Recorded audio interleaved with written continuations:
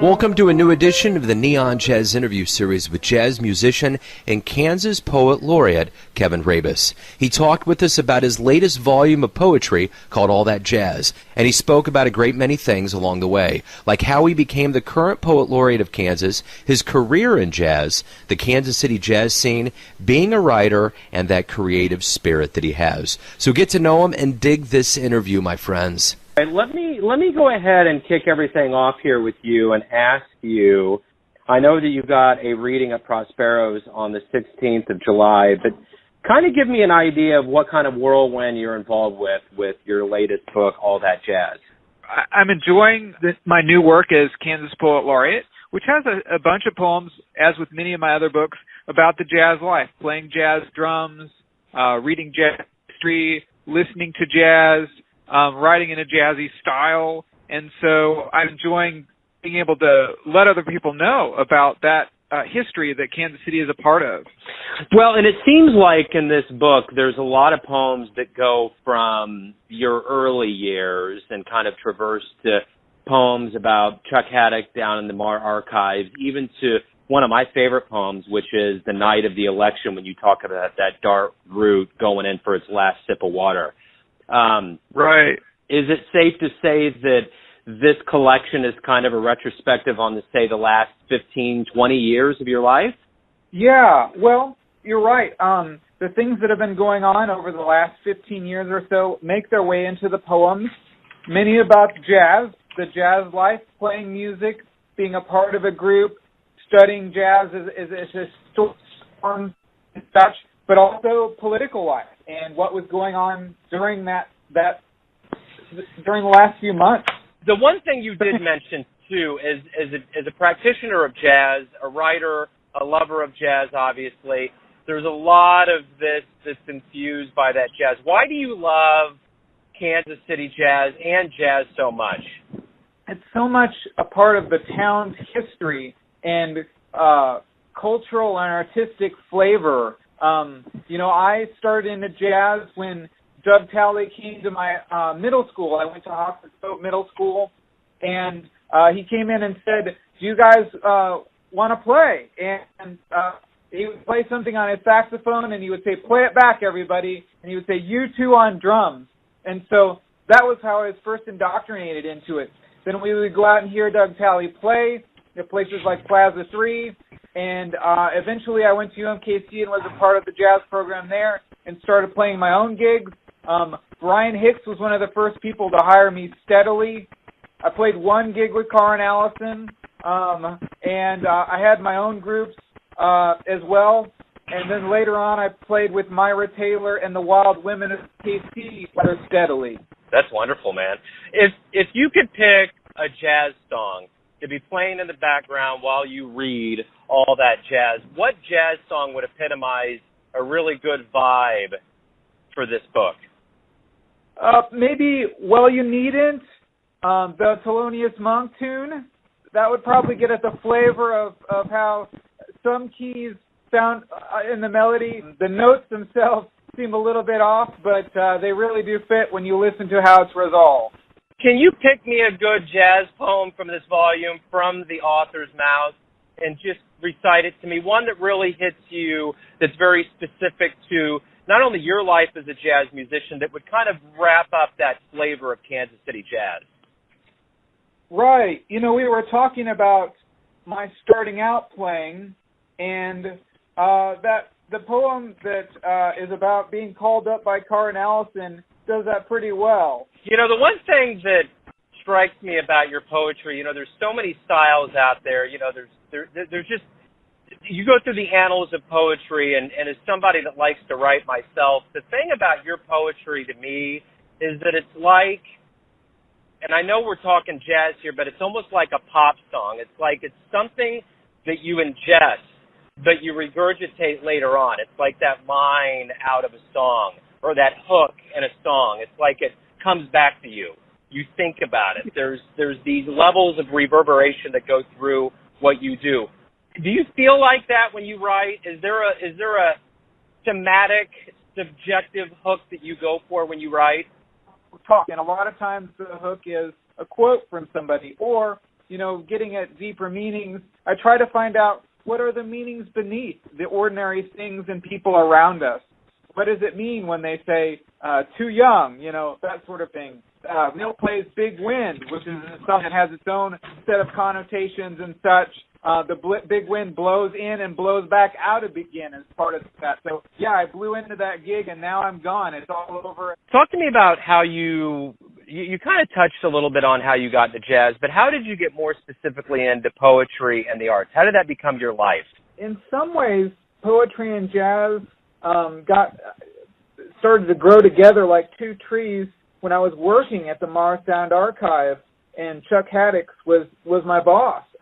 We would listen to that Langston Hughes, Charles Mingus, Leonard Feather collaboration, Weary Blues, the LP from 1958.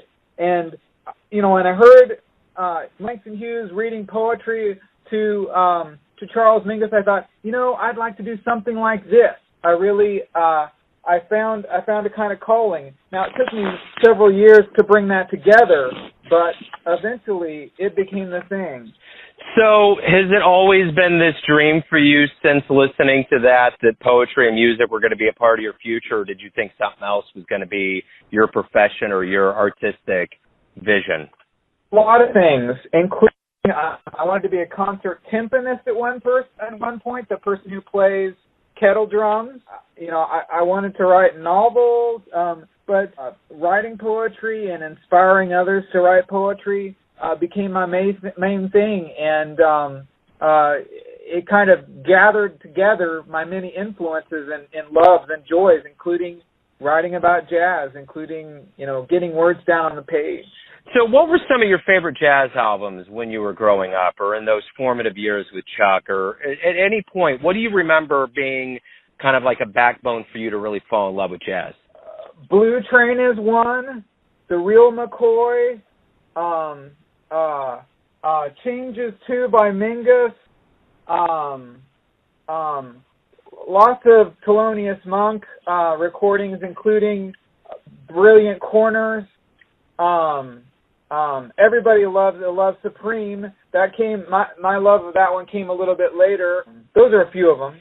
So in the food chain of the poetry world, it's hard not only to get published, but to really make a clear living or get clear distinctions, because it's just one of those things, kind of like jazz, where it's really hard to make your mark and there's not a lot of money in it. But in your life specifically, especially now, you've kind of climbed to the top of that proverbial poetry food chain, and you're the Kansas Poet Laureate.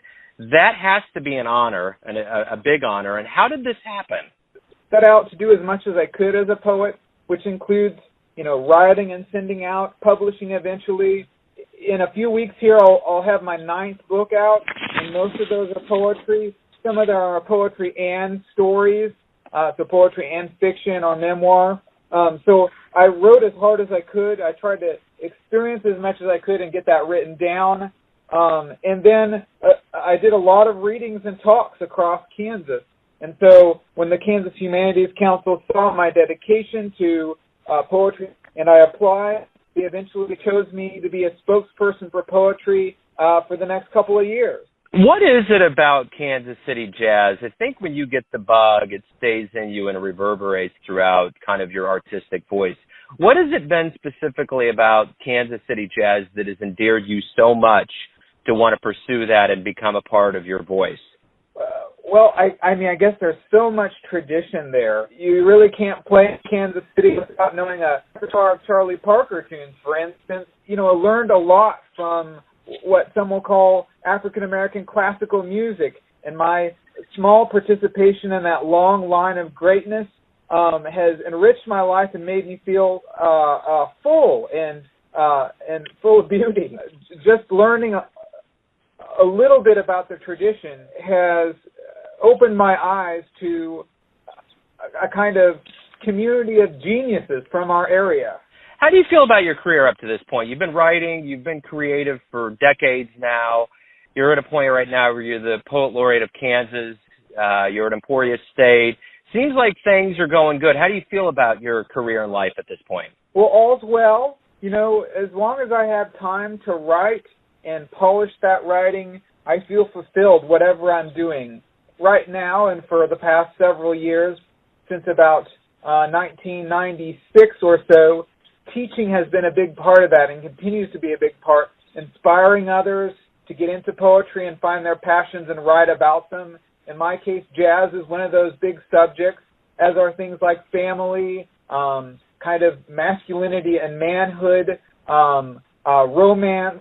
But jazz is in many ways a centerpiece. So helping others to find the things they want to write about, that's one of the deals. And then finding how others are writing about their lives and the lives around them.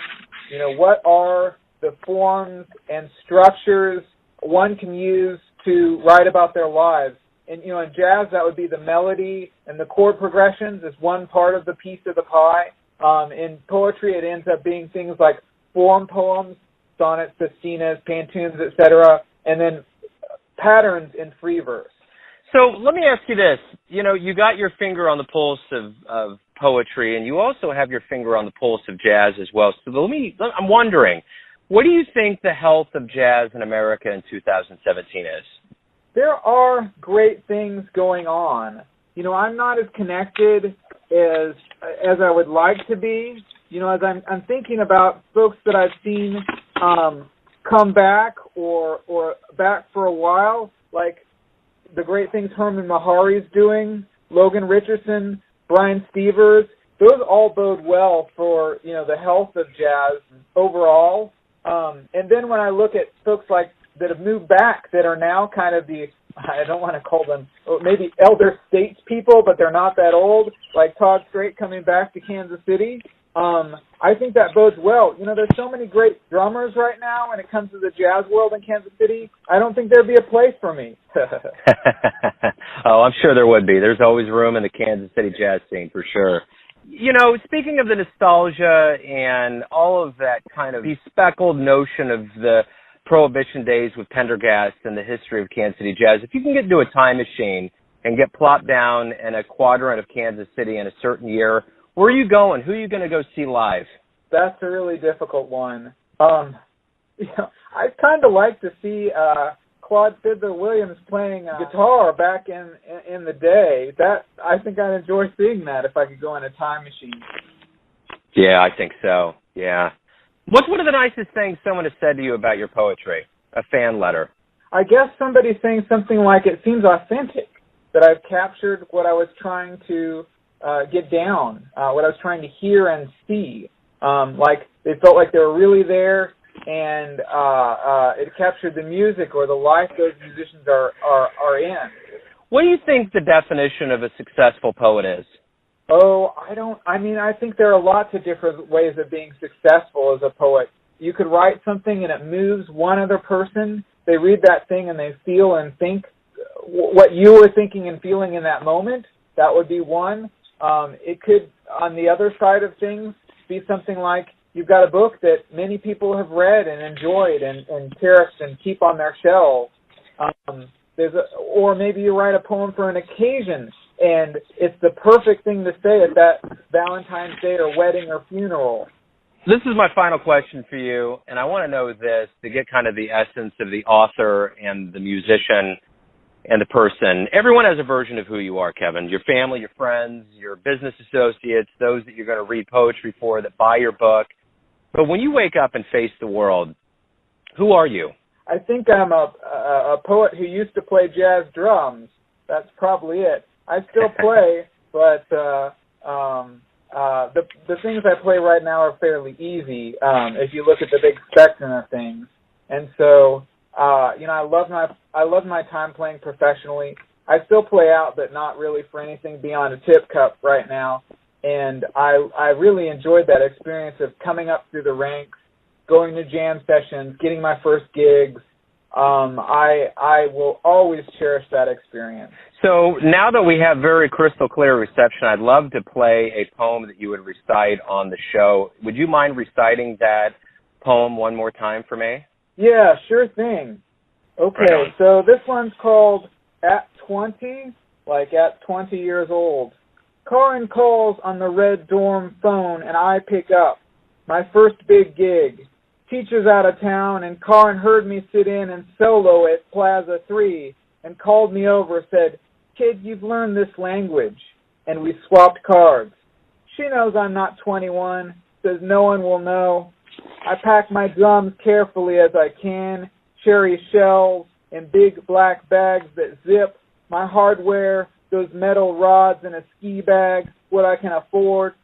I put in more hours behind the kit, watch my hands, arms in the mirror, work form and play low, stay soft, but still burn, hit, stick, attack. At the gig I can hang, keep up, find the pocket, and sit in it. Karin grins, stops looking back, and sings like on any other purple night. And the guys pat me on the back when they go to drink, doing fine. Second set, thick Richard Ross sits in wearing African rags, his voice like his chest and belly, full, gold. And the townies show up, the half-blind drummer with Coke bottle specs, southpaw with his black leather vest, who tries to razz me, says, "How old?" and calls the bar to card me, who let me play the last set but say, "Not him, not again." Milt says, "Okay, son," and kicks Big Wind, song he sings, moans to low bass notes, and I swift quick on brushes, just me and him, and Karin gives me the thumbs up, pushes the check into my pocket, says, "Next year, young man." Perfect, man. Kevin, hey, I think I got everything I was looking for. I appreciate you taking some time out. It's good to reconnect with you, man. Thanks, Joe. I really appreciate it. You know, as they say, keep the poetry in your life and have a jazzy day, my friend. That's right, my man. Thanks for listening and tuning in to yet another Neon Jazz interview, where we give you a bit of insight into the finest players in New York, Kansas City, and spots all over the world, giving fans all that jazz. And thanks to Kevin for his poetry, his jazz, his time, and his honesty. If you want to hear more interviews, go to Famous Interviews with Joe Domino on the iTunes Store. Visit Neon Jazz at YouTube.com. And for everything Neon Jazz, go to the neonjazz.blogspot.com.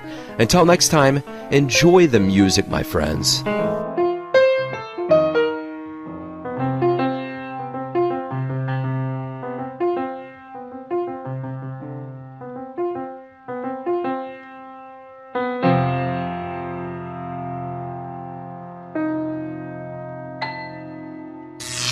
Neon Jazz.